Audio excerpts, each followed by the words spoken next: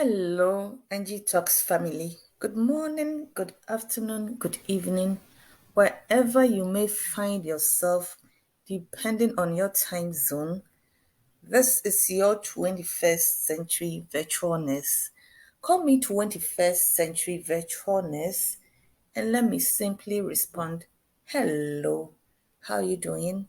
I hope everybody is doing well. Let's talk. The topic for today's discussion is Are video games and screens another addiction? So, in an increasingly digitalized world where most people, even children, own electronic devices with screens, many parents worry about the effects of screen use on themselves and their children. So, to complicate matters, some screen time can be educational for children and support their social development, especially when the COVID-19 pandemic started. Many children and teens have spent even more time playing video games to socialize with friends since they couldn't get together in person. That's how most of our children were able to connect with friends. They were able to connect with friends through the game, the computer, internet, the Zooms, and all that. So with screens virtually everywhere, controlling a child's screen time can be challenging. How can you manage your children's screen time? How will you know if you or your children are addicted to screens or video games? How would you know if your children or you yourself are addicted to video games? So let's ask ourselves, is screen time damaging? It's difficult to avoid screens completely. Yes, we know that because we need it for educational purposes as well.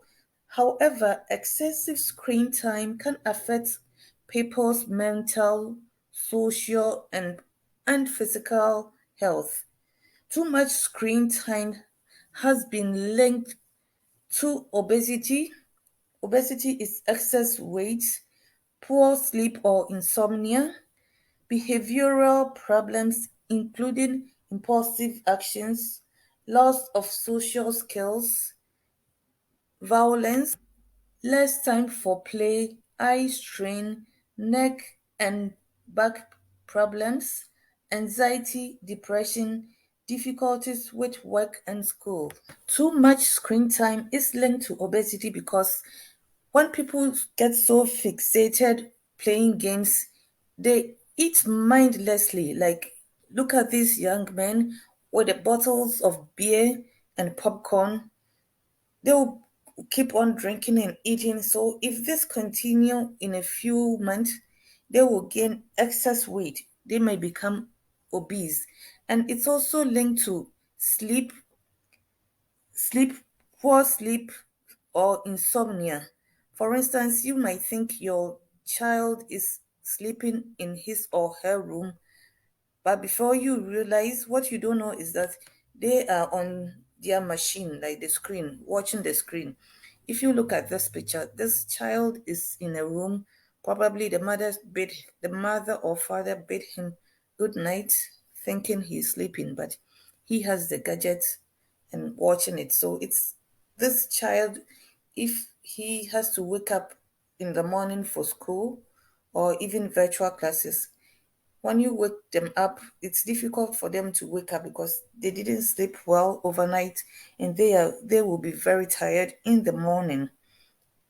It's also linked to loss of social skills in terms of communicating. For instance, people don't communicate very well these days because of the game. See, under normal circumstance, a mother and child at home should be communicating, but look at this child, so fixated on on her game that it's like she doesn't even know what's happening around her. So people have lost their social skills. They don't communicate like here too. One time, my family and I went to a restaurant, and next to our table was a gentleman with it looks like two sons. Everybody was on their phone. There was no communication. So I was wondering like what's going happening these days. Even families cannot put their phones down and communicate, enjoy the moment. Like what is happening? Something has to be done. It also causes neck and back pain because you sit for a long time, which is not good for your back and your neck too. It's not well supported for 4 hours. Talking about the social skills, look at this picture. It's supposed to be a husband or wife or partners. What are they supposed to be doing? Enjoying each other's company by talking or holding each other. But the gentleman is so fixated on his screen, the screen, that he's really tuned off. And the look on the lady's face is not a happy one. She expects the partner to be present with her, not detached and focusing on his game. This can bring misunderstanding. I will be very upset if I were in her position as well. So many people have cried, laughed, or been startled while watching a movie. This is because their brains process and react to the sensory input as if it were happening to them. This same type of engagement is possible when a person plays a video game. Like you see, he is so focused on the video game, he's tuned off about whatever is happening around him. While gaming, while gaming, a gamer's brain is processing the scenario as if it were real. If the game depicts a dangerous or violent situation, the gamer's bodies react accordingly. Their fight or flight response to their perceived danger is triggered by exposure to intense stimulation and violence in the game. Excessive video games use can lead to the brain being revved up in a constant state of hyperarousal. So, how can gaming become an addiction? Let's define what an addiction is. An addiction is defined as a person's inability to control use of a substance or behavior despite negative consequences. Some people who are engrossed in screen time or video games while ignoring other normal activities could be close to meeting this definition. So, why does this happen? Why does gaming become addiction? The reward center in the brain releases dopamine in response to a pleasurable experience or hyperarousal. We have a reward center in the brain that is it releases dopamine. It's a hormone that is when you get excited, your dopamine releases. It's the pleasurable. It releases. It makes you happy. So if a person experiences hyperarousal while playing video games, the brain associates the activity with dopamine. The person develops a strong drive to seek out that same pleasure again and again. No wonder people can play video games from morning till evening until they are even look at this picture. It looks like this person's um, thumb is even hurting. Why does this happen?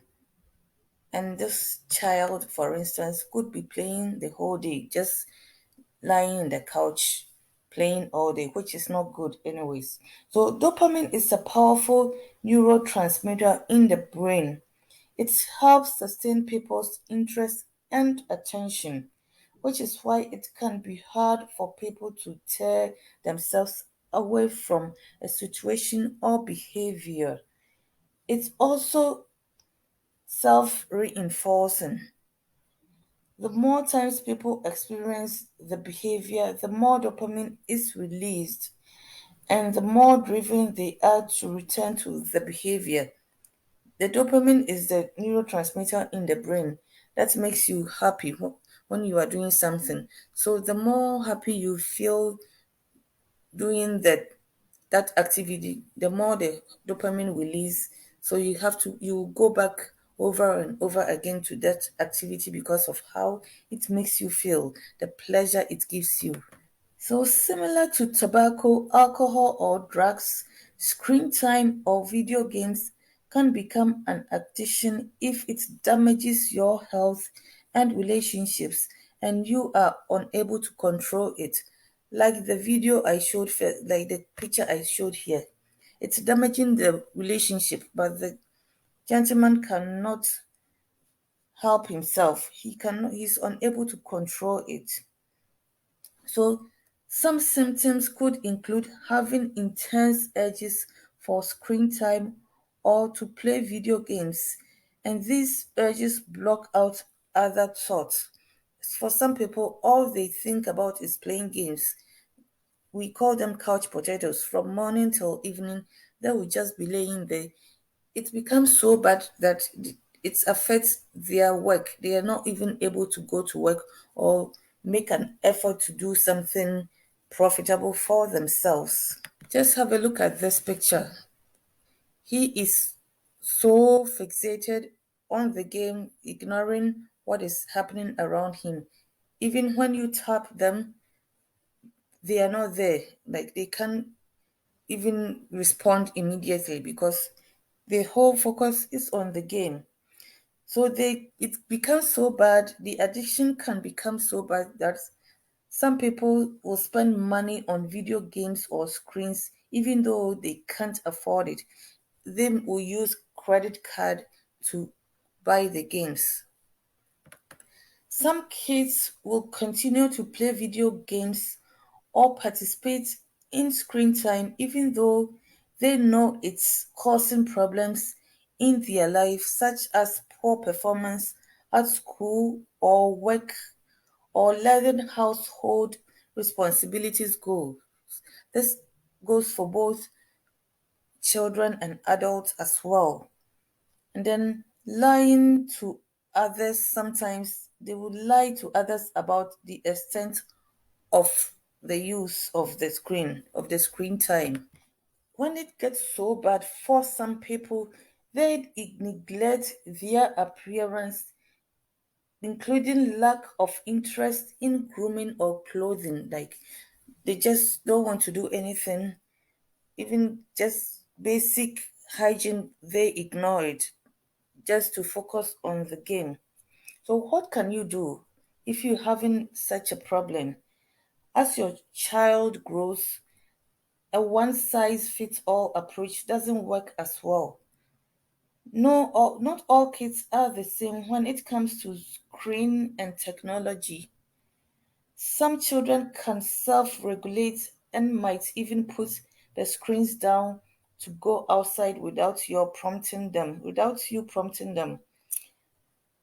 Other kids become noticeably more anxious and quicker to lose their tempers when they spend a lot of time on screens.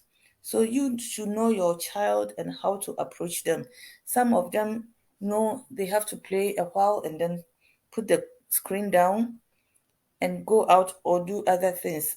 Others, you have to prompt them and they become so jittery and anxious when they spend more time playing too. So you need to decide how much media to let your child use each day and what's appropriate for them. Don't just let them, you have to put some measures in place. There should be some rules and regulations when it comes to children playing on their with their electronics, including the computers. So consider applying the same rules to your child's real and virtual environment when they are with when they are whatever regulations that applies at when they are with you, or when they are online, the online environment. If they are home and they are going to play with friends, you will tell them maybe spend 1 hour with your friend outside and come home. The same thing has to happen when they are playing on the screen. They are using the screen. So in both real and virtual, play with your child, teach kindness, be involved, and know your child's friends and what your child does with them.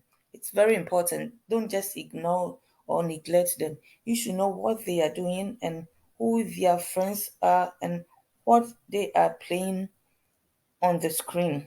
Also, keep in mind that the quality of the media your child is exposed to is more important than the type of technology or amount of time spent.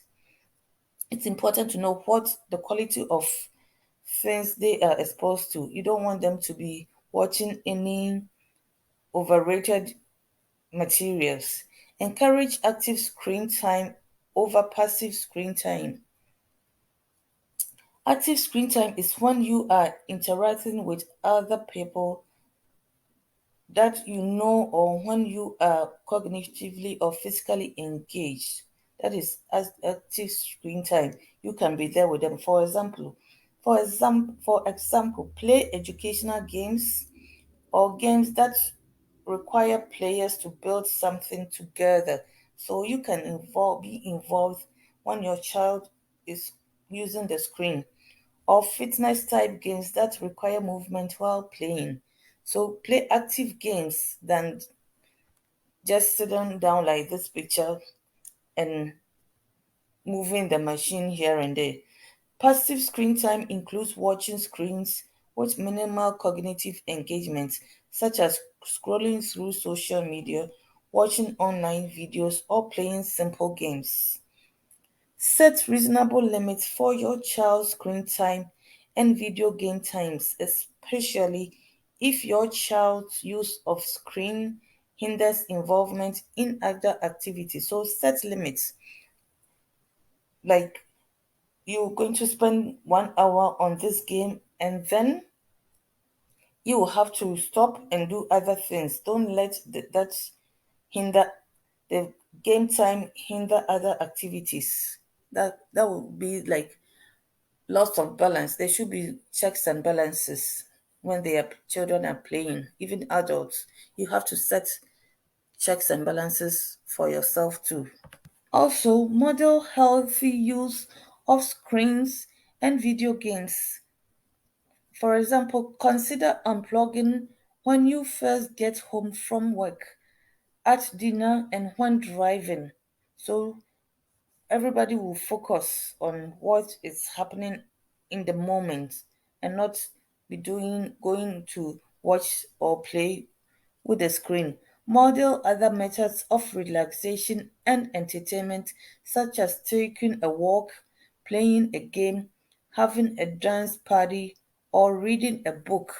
That should also be incorporated so children or adults will not spend all the time on the screen. Encourage a balance between screen time and activities that require in person social interactions, such as family activities and extracurricular activities. So, encourage balance there should be a balance, not just focus on the screen. We can involve in activities like in person social interaction, even playing football or soccer outside for some time. Activities that move, that has family activities, create something. Create structured screen free times. Not every day. Sometimes it should be screen free times, like from Monday to Friday or something, we are not playing, nobody is using the screen unless it's for educational purposes only. So no free times to it's meal time. During meal time, nobody should be on their phone, on their laptop, whatever it is. In the morning and before bedtime. In the morning, when everybody is preparing to go to the children are preparing to go to school and adults are getting ready for work. There should be no screen time. And before you go to bed as well. Before you go to bed as well, so you won't wake up with a headache or tiredness like this little gentleman here. He's going to be very tired in the morning. Same applies here. You would think they are sleeping, but they are on their gadgets. The same thing here. You can see he's in a bedroom. He's not going to sleep and he will wake up in the morning feeling very tired. Require all devices be charged outside of bedroom at night to prevent these things from happening. Because if are charging their machines in their room, the tendency of playing is very high. Or let me say the temptation, rather than sleeping, they will be playing. Learn about the game rating categories and only allow your child to play games suitable for their age. Allow your child to play games that is suitable for their age. You don't want your child to be watching or playing games that is like a 5 year old watching a movie playing games that is very violent or has some sexual connotations. That's not good. So just check whatever your child is playing is age appropriate. It's very important. So if you are concerned about your child or loved one's use of screen time, consulting a behavioral or addiction specialist can help determine treatment options. So how do you implement strategies to detox your child from video games? The first thing is to sit with them when they play games and root for them and root for them. Build rapport and get on the same team as them. Ask them about the hard experiences they might be going through. Ask them if they want to do a fun activity with you for a small amount of time that will keep them from the game. Like if they want to take a walk with you or play soccer, whatever it is that will take them off the game for a while. So somebody was asking, can you take video games to rehab? Video game play could be an effective supplement to traditional therapy. So motion controllers can be used to practice rehabilitation. Relevant movement and well-designed game mechanics can augment patient engagement and motivation in rehabilitation. So it's not video game itself is not that bad, but when it becomes addiction, then that is when the trouble starts. So how to quit video game addiction? Decide you want to quit for a specific time period. For somebody, it was an entire year. Also, that another tip is to tell people you are quitting. Tell your friends, family, boyfriend or girlfriend, or write a blog post on the internet. Find 3 hobbies to replace video games. Uninstall every game from your computer so the temptation of playing will not be there. How do you break a teen video game addiction? Ultimately, however, the most effective way to prevent teenage video game addiction is by addressing the underlying issues that make teens vulnerable to gaming disorder. Hence, parents can help teens build positive coping mechanisms such as physical activity, time in nature, going out for a walk in the park, yoga, meditation, and creative expression like dancing, drawing, singing, whatever it is that can help take them from the screens. How do you treat screen addiction in children as well? Model healthy screen use. Review your own media habits. You, the parents, you have to review your own media habits and plan time for alternate play and activities. If you are a parent and you yourself is addicted, you want to watch everything on social media, and you turn around and tell your child to turn off their screen, how hypocritical is that? And you think the child will listen? No, children watch from their parents. So you have to be the model for example to your children. So check yourself too before you tell the child to stop playing. To you have to be the model healthy screen use yourself. Turn off your own screens when they are not in use, including background TV.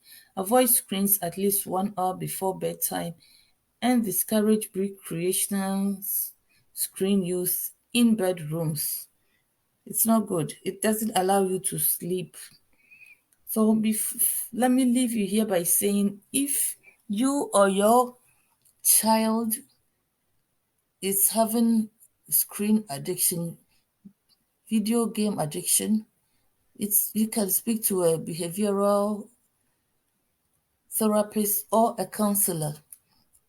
Remember, the page name is Angie Talks on Facebook and Angie Talks One TV. Have a lovely day, people. Bye for now.